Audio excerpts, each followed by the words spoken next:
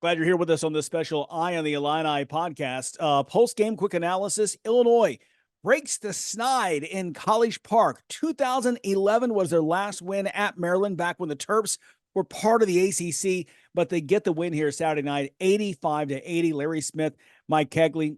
Kegs, look, this was an ugly slugfest, but Illinois did what they had to do to get the win. Yeah, I thought was the interesting thing was they could not get past 7 points ahead of Maryland.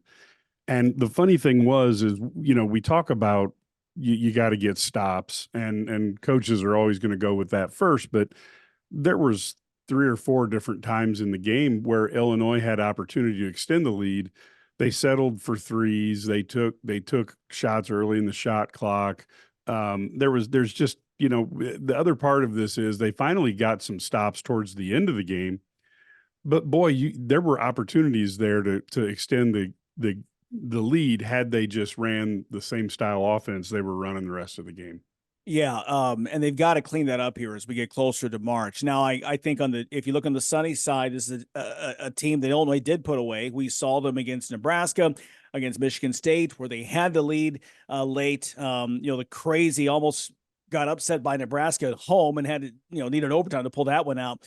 But they get the win here. A lot of whistles. Big Ten refs. We're going to hear a lot about that next couple of days. A total of 47 fouls called total between the two teams. They combined for 65 free throws. How about Illinois? 32 of 36 from the line to salt this away at a time when their shot. Listen, neither team did well shooting from the field in the final few minutes, but Illinois getting more free throws and they get the win.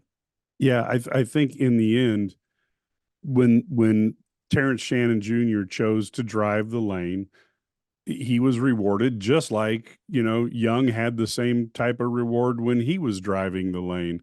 So you have the opportunity to kind of see how the refs are calling the game.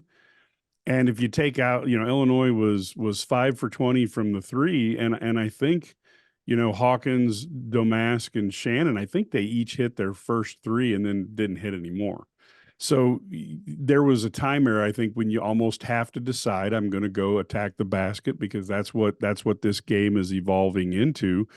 It's not sexy, but you got to get the win, and that's what the Illini did. I think they pulled it out in one of the toughest places to play in the Big Ten.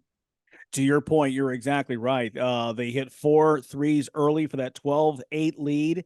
And as a team, only 1 3 the rest of the way. So that was ugly. Yeah.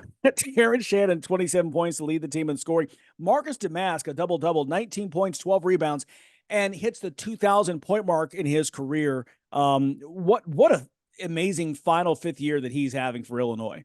Yeah, he is a player that is of invaluable worth to the Illini, particularly, he looked like, I kind of felt like we were covering a Canelo fight, the way his left eye, he was starting to get swollen up. I'm assuming that when people watch or listen to the Illini Guys Sports Spectacular, they might be able to see just how he looks midweek, because he took a shot and got up and went into the lane.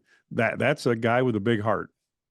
No question about that. 19 and 12 for Domask. Coleman Hawkins also 14 points. And the big thing here is Illinois is now 19 and 6 overall, 10 and 4 in the Big Ten. And that's significant because Wisconsin getting upset at Iowa in overtime earlier today. So now Illinois is 2 games up on the loss column on every single team except Purdue, which right now it looks like they're trying to run away with things. They only have 2 losses, Illinois now with 4 in conference. We talked on the Sports Spectacular in this week's show all across our Illini Guys radio network about now you got to go to Penn State. We were saying before we'd be happy with a split on this. Look, you get this win. Why not go get the win at Penn State? Now you're 11 and 4 and really in the driver's seat, to get back in the top 10 rankings wise. And again, solidify that double bye in the Big Ten tournament.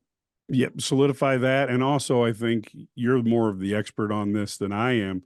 But get to the 3 line where you're not a 4 seed running into a 5 seed. See if you can improve your position for the tournament, because a lot of the teams that make those runs, they do it when they're a 1, 2, or 3 seed. And I think that's really important to push for that as well. most of your NCAA champions come from one of the top three lines. Very hard to win the NCAA championship if you're 4 or lower in the NCAA. You're exactly right. 85-80 is the final. Be sure you stay with IlliniGuys.com. We've got coverage, much more to come. We have the full Illini Guys Eye on the Illini podcast with Mike, Brad Sturdy, and Kendrick Prince coming up. That's look for that here very shortly. But right now, again, 85-80. Illinois gets the win. First win at Maryland in more than 12 years. And again, they now look to Penn State. Much more to come. You make sure you join IlliniGuys.com. Free 7-day trial, by the way. The conversation is going on right now about this game and looking ahead to Penn State as well. For Mike Cagley, on Larry Smith, ILL. We'll see you next time here on Eye on the Illini.